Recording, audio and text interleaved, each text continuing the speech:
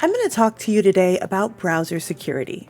Your company is taking steps to increase their cybersecurity maturity to help protect the company's and your information.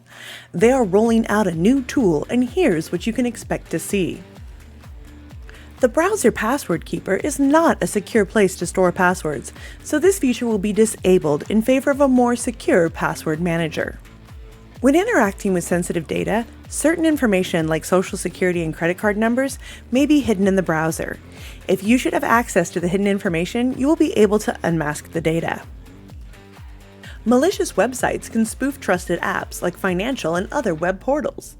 They do this so they can steal login information and impersonate you to gain access to the site.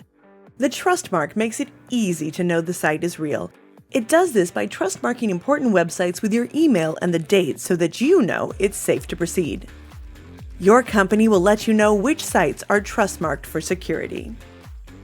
Your company blocks websites that are malicious or inappropriate for the workplace.